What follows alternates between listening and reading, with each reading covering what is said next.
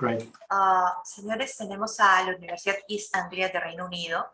Su representante Mark Bentley está con nosotros y él va a hacer la presentación de la universidad. Va a hacer una presentación en inglés y, como siempre, saben la dinámica, nuestro equipo técnico recopilará las preguntas, las haremos llegar a nuestro speaker apenas termine su presentación. Okay, Mark, you be our guest. You can full screen now your presentation. All right, so thank you very much for this opportunity. My name is Mark. I'm going to do this presentation in English. My Spanish is not so good, but I have been studying tonight. I'm sure you'll be pleased to know I'm working on it still. So I'm from UEA, and UEA stands for the University of East Anglia. So let me tell you, give you a quick overview of the university and what we can offer. Some of you listening in may already know UEA, I hope. Some of you might not have heard of it before. So let me tell you a little bit about our university. So we were founded in 1963. The university was set up, the University of East Anglia was set up in 1963. So we're just under 60 years old right now. So that makes us quite a young university compared to other universities in the UK. We are top 25 at the moment in the UK, according to those rankings, and we're quite often top 20 in the UK, sometimes top 15 in the UK. We're top 200 in the world, according to Times Higher Education. And in the UK, we have a gold standard in terms of teaching. So rankings are really important, and I'm sure that all of you listening in have been looking into rankings and trying to figure out, which universities are strong and which subjects they're strong in. And these are really useful. I think rankings, I would definitely recommend that you take notice of rankings. But a lot of the rankings, they do emphasize research. So those universities that are very strong in research will usually be able to achieve high rankings, largely because of that research, which is a great thing. But it doesn't always mean that you're going to have a great experience. It doesn't always relate to the student experience.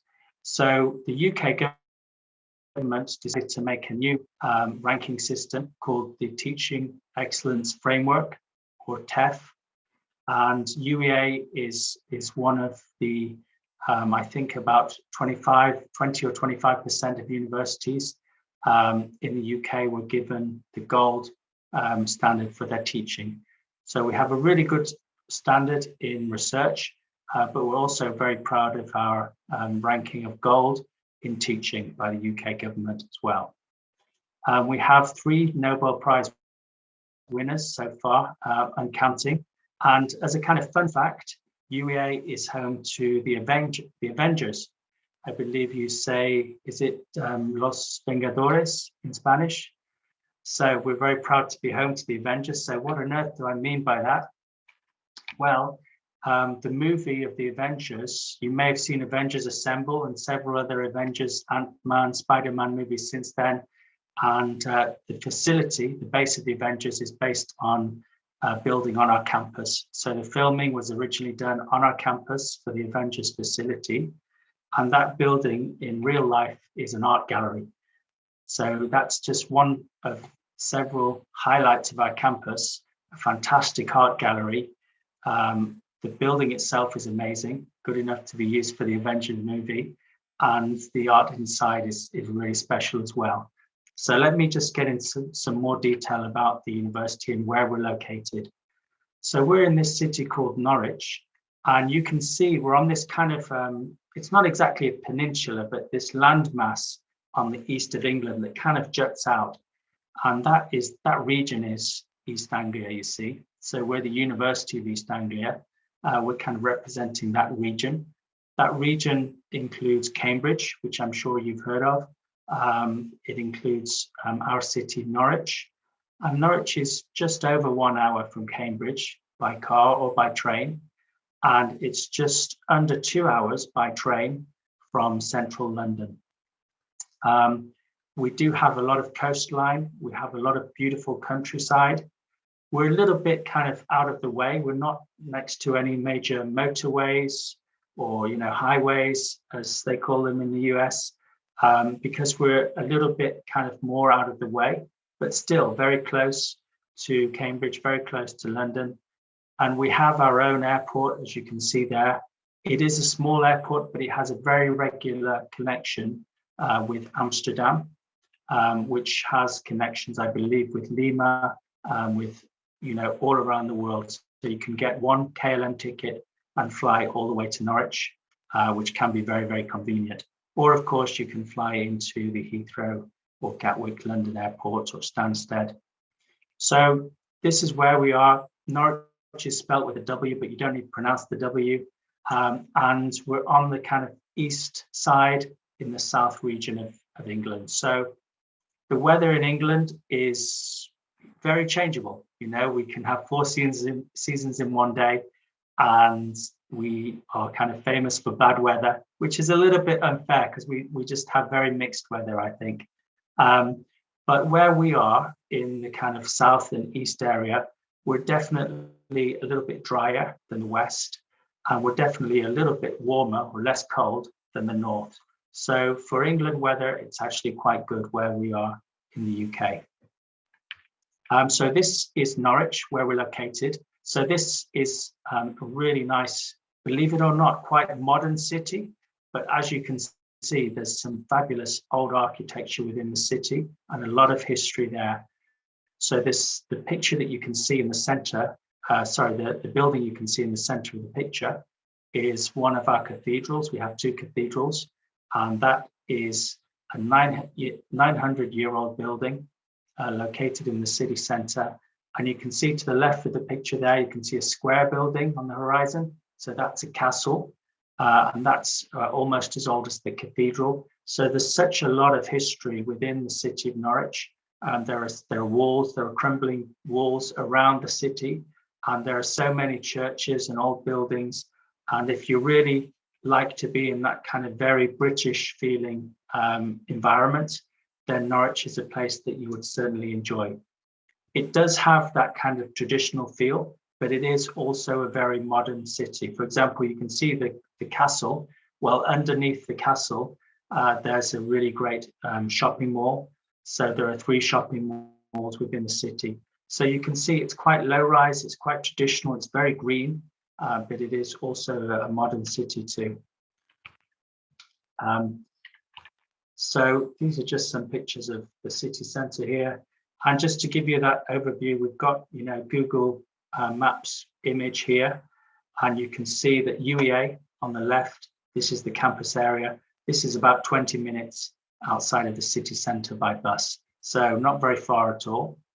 And if we just zoom in a little bit on the campus there, you can see the kind of light green area, that's all of the campus, and all of the green areas, most of the green areas surrounding the campus belong to the university and are all public for you to enjoy. And then also we have, as part of the university network, the Norfolk and Norwich University Hospital, which is just 20 minutes walk away. And that's the 6th largest hospital in the UK. And then we also have the Norwich Research Park as well, which is, along with the university, we combine to make a real powerhouse in terms of research. So we're all part of the same community, the research park, the hospital, and the University of East Anglia. So just to talk a bit more specifically about the campus, we always want to talk about our campus and show off about our campus. It's one of our kind of highlights of the university, one of our strengths for sure. As you can see, we have some beautiful green areas on the campus. We have the lake, and that all belongs to university. That's all open for you to walk around and enjoy. And as you can see, we have a lot of facilities on the campus as well.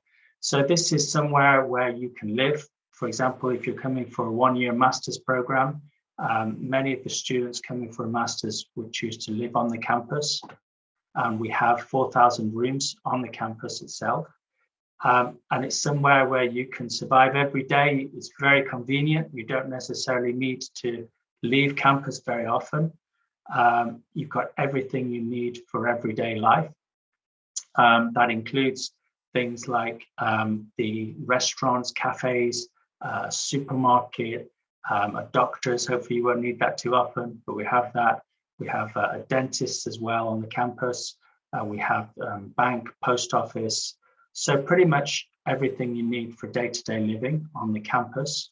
And then in terms of your study facilities, they're very integrated at UEA. So whether you're studying creative writing, that we're very famous for, we have a Nobel Prize winner for creative writing, or international development, for which we're top 10 in the world, whichever subject you are studying, you're not going to be separated from other students from other subjects. It's very integrated. So it's integrated in terms of where your teaching will be, where your classes are. It's integrated in terms of your accommodation as well. And that campus just has that atmosphere where you run into people walking around campus quite a lot. It's well designed in that way.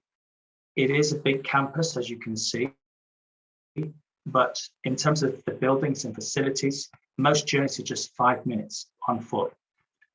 So to walk from one end of the campus right to the other end, it might take 10 minutes. For me, I'm quite a fast walker. For some people, it might take 15 minutes. So it's not too far.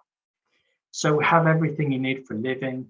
For the study facilities, we have, it's very integrated, as I mentioned. The library is 24/7 every day of the year, and that includes Christmas Day, which seems crazy, I know, but the library never closes, literally never closes. So that's open for you all the time. But not just in terms of living and study facilities, in terms of your, enjoyment and leisure as well, which we believe in at UEA. We believe that if you're happy and healthy, then you're going to be successful in your studies as well. And there's a lot to enjoy on the campus. So I mentioned the Avengers base. That's the building in the bottom left. That's a fantastic art gallery. It has a permanent free exhibition in it, as well as visiting exhibitions. We have some amazing artwork in there.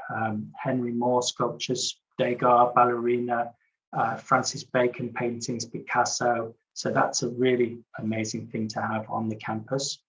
The building itself was designed by Norman Foster, our most famous architect in the UK, and one of the most famous in the world right now. But also in terms of things to enjoy, we have live music on campus. Obviously, there was less of that during COVID, but events are starting up again now.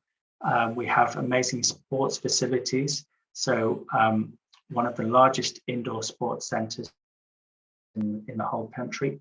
And things going on campus all year round. University festivals, literature festivals, live music. So there's lots to enjoy on the campus. And as I said, it's very convenient to be on campus, but getting off campus is quite easy as well.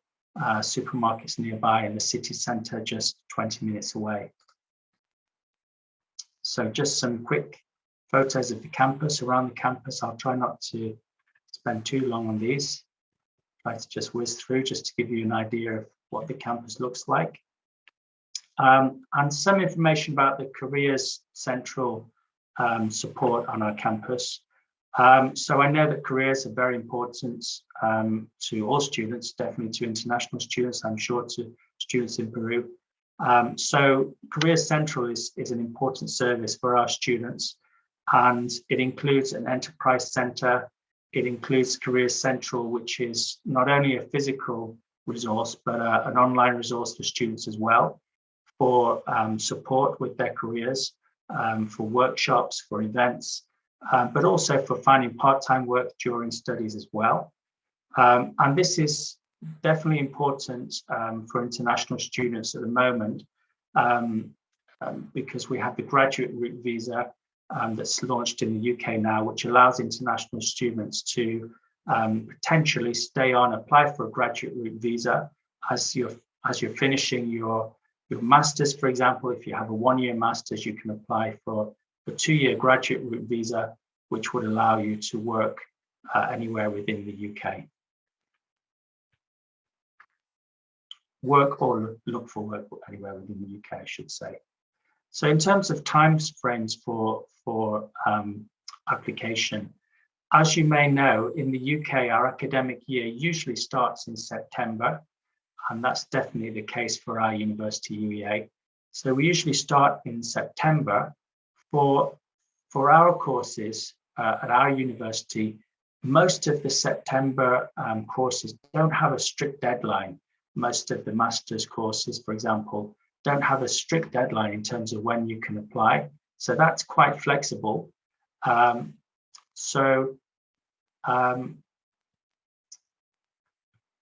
We recommend that you definitely apply by July if you want to apply in September. I know that this is a Pronabec event, and I'm sure that there'll be important timeframes to consider in terms of Pronabec timing.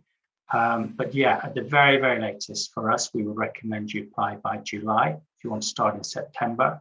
However, that's for undergraduate and master's courses. For a PhD, we would recommend that you apply at least 6 months in advance of when you intend to start.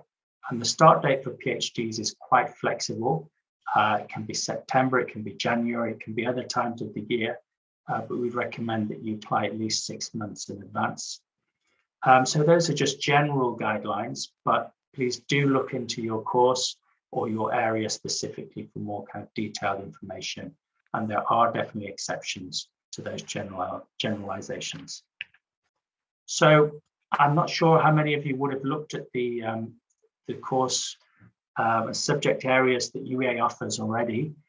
This just gives you a very quick overview. So this is basically a list of the schools, the departments within the 4 different faculties at UEA. So we have science, we're very, very strong in science and science research. Several areas of strength within science, definitely environmental science, climate change is one that we are very famous for. Computing science, we're seeing more and more interest from international students in areas like data science and areas like cybersecurity. Arts and humanities, we have really areas of strength here. I should mention that in film, we have one of our main experts in film is specialized on Peruvian film and has some very good links with institutions and organizations in Peru.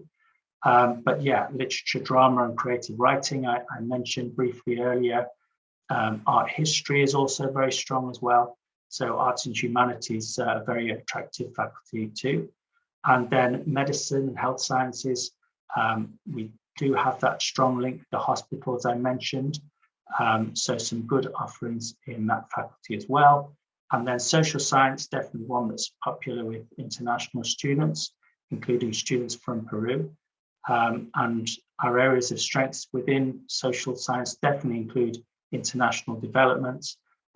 We have a good range of courses in business school as well. But yeah, definitely social science has a lot of different courses that are often of interest for postgraduates and for international students. So just some kind of tips on making your application to UEA. So basically, the application would be direct on our website. And the first step would be just really looking to see if we have a course that you're interested in or a PhD area that you're interested in. So a good idea would be just to go to our homepage. I put the URL there for the course finder, but even our homepage would allow you to search in a little box on the right to see, for example, to search our postgraduate courses. I would advise you, not just for UEA, but for any UK university that has this kind of course finder option, do try a few different, keywords. Maybe you think you're looking for media, but also search for communication, maybe film, journalism, and you may see some kind of course titles that you hadn't really thought of before that may get your interest. So definitely recommend just playing around with a few different keywords in these course searches. And you'll see a course page and you'll be able to select a lot of information for each course. For example, it's given the kind of example here of the MSc Global Business Management. you can see on the left there, you can see the overview, but you can also see course modules. And this is a kind of UK term, I think. I don't think the word modules is really used by US universities or other universities in other countries. But modules in UK universities generally means classes. So you can see the actual content of each master's program. You can see the classes. And then if you click on any given class, you can see the detail of that class. You can also see some information on entry requirements as well. So definitely have a look at these pages. For master's programs, in general, we're looking at a GPA of 15 from Peru as a kind of minimum standard. There may be exceptions. Some courses may ask for higher than that. There may be certain flexibility if you have a different kind of route, or maybe you have a different background, but that's just a very general guideline. The same applies to PhD, but we would usually be looking for applicants with a master's to go on to a PhD. That's not an absolute rule though. We may sometimes accept students that don't have a master's, but what we do always require for sure is that you have substantial research experience. So those are the kind of general guideline requirements for master's and PhD. So here's just a quick look at the English language requirements as well. There are three of the main ones listed here: IELTS, TOEFL, and Duolingo. But this is just three out of many more. There are many more English language tests that we accept, and they're listed on our website using the URL at the bottom of this page. So you can see that we generally ask for IELTS, for example, 6 overall, with 5.5 in 2 of the components and 6 in the other 2 minimum. So that's a kind of standard requirement for our master's programs. None of them ask for lower than that. Some of them will ask for higher than that, but that's the kind of standard. You can, of course, apply. I say, of course, it's not obvious always to students in internationally that they can apply before they have English language. So as far as the university is concerned, we'd welcome an application from you even before you have your English language. We may then be able to hopefully make a conditional offer to say, as long as you have your English language, you are welcome at our university. So that's what we would call a conditional offer. But also, some students may not be able to make up the right English level before they start the course at the university. And in this situation, we offer what's called pre-sessional English. And many UK universities will offer some form of pre-sessional English, which basically means you can start a little bit early and you can top up your English before you start your actual master's course, for example. So this would have an extra expense to it. It's not for free. But if this is possible for you, it is very much recommended because it allows you just to get up to speed, not only with your English, but just, settle into the UK, get used to the campus. These courses are taught over the summer, which is a great time of year on a campus.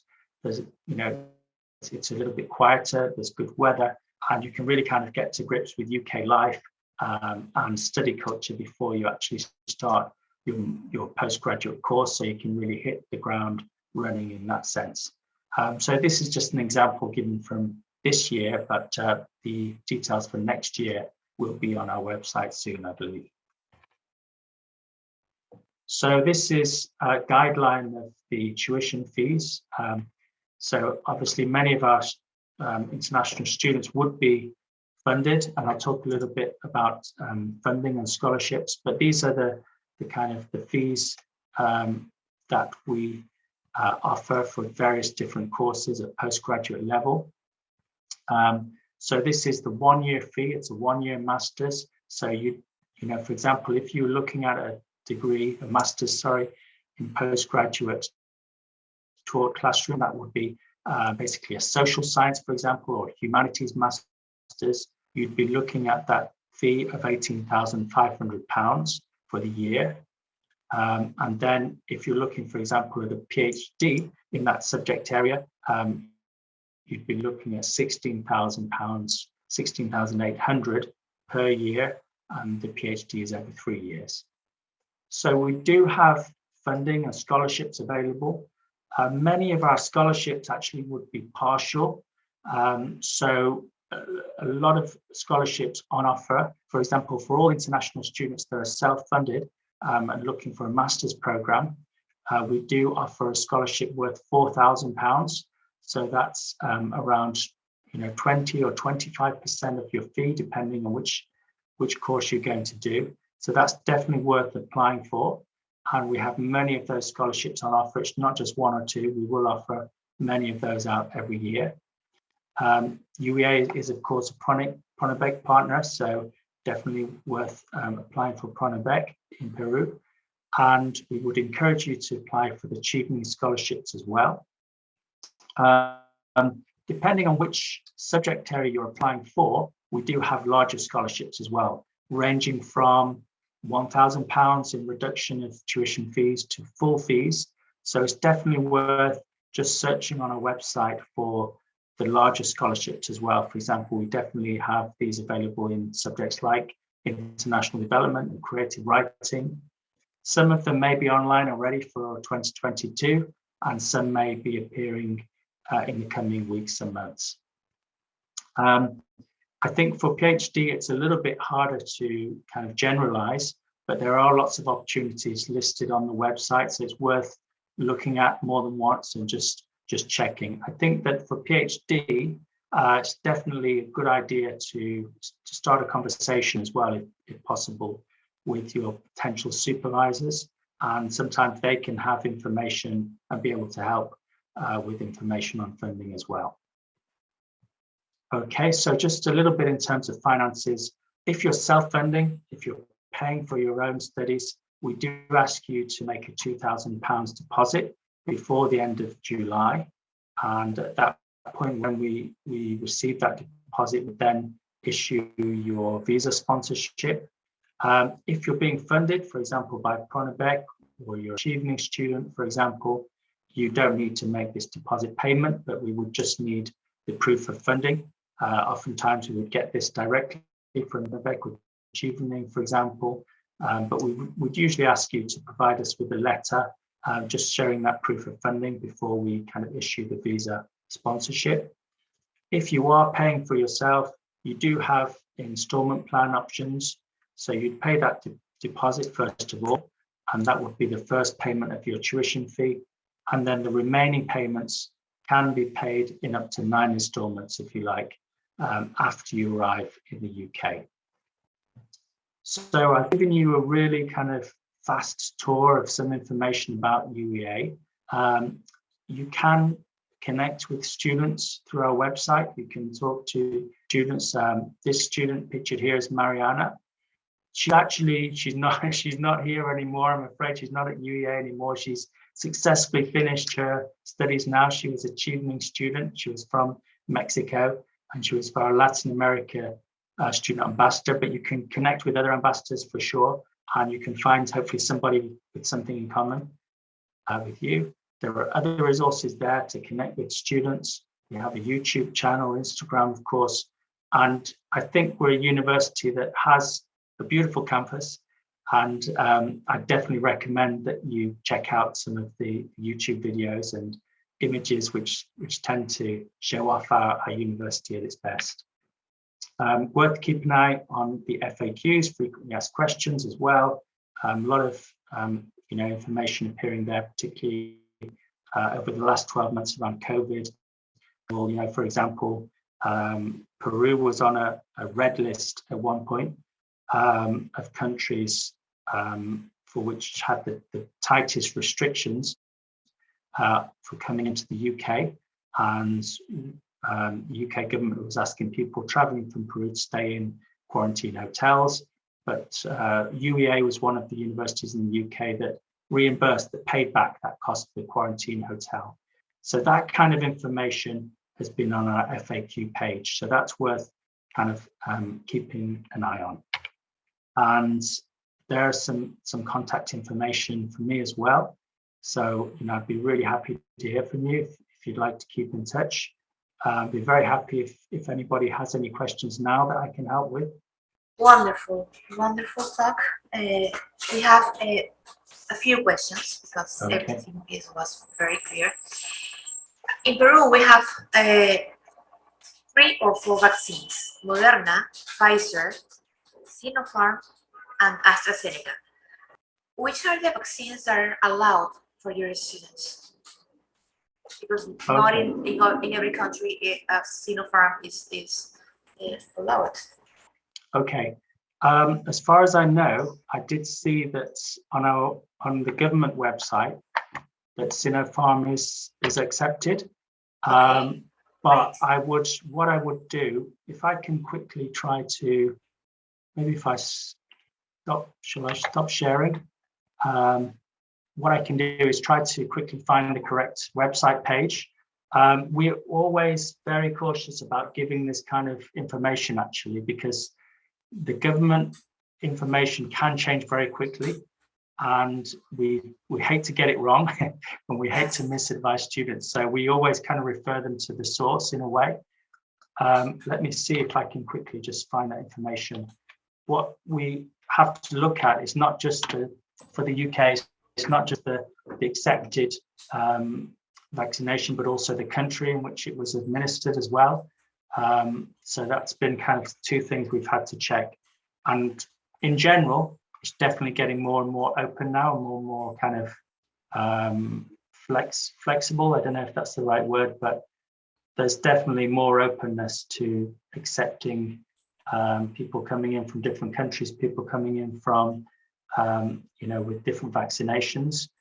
And for studies, the UK has never been closed to any particular nation. We've had different procedures, but we've never been kind of closed. So let me just check that. Okay. Meanwhile, they are asking about hydrogeology or pipe mining. Do you have those masters? We don't. We do have earth sciences, so environmental sciences, but not those areas specifically. Environmental law?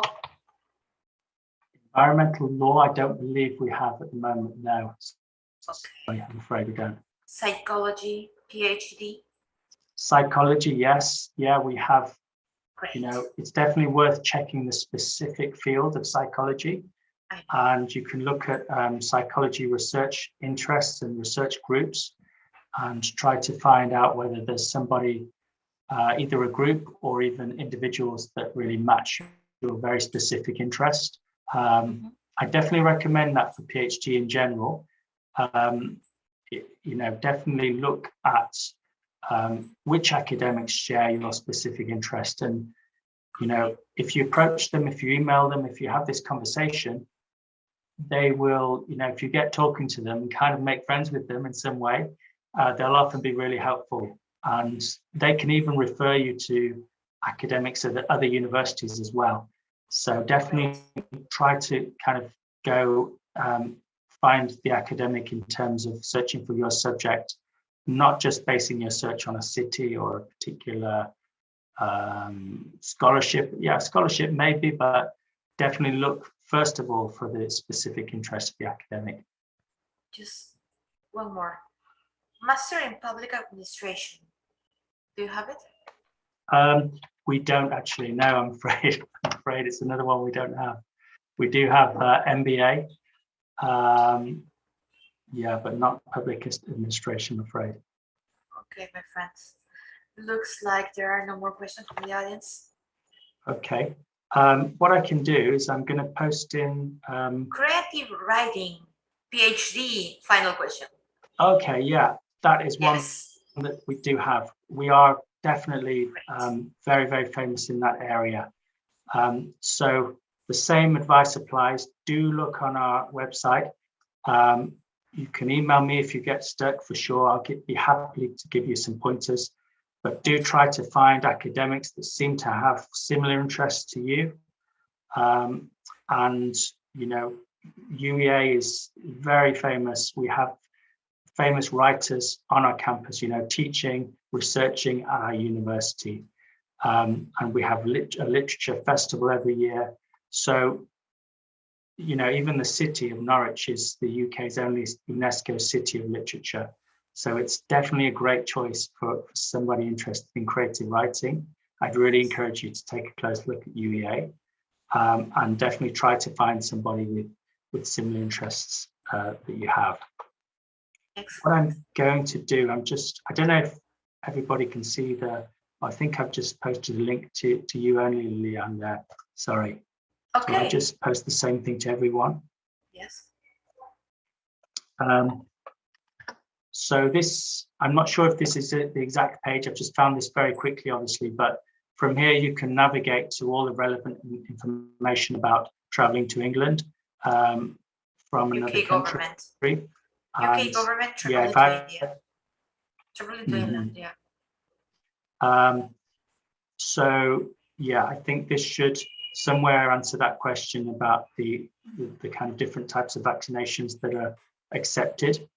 Yeah, I see there's a section, check if you qualify as fully vaccinated and check which vaccines are approved. So yeah, this is the information that would apply for all of the UK universities, all of the UK basically. Having said that, yeah, there are varying policies sometimes between England, Scotland, Northern Ireland, and Wales. But yeah, this is a great resource. Anything with the URL starting gov.uk is to be trusted, and those are the pages to kind of keep an eye on.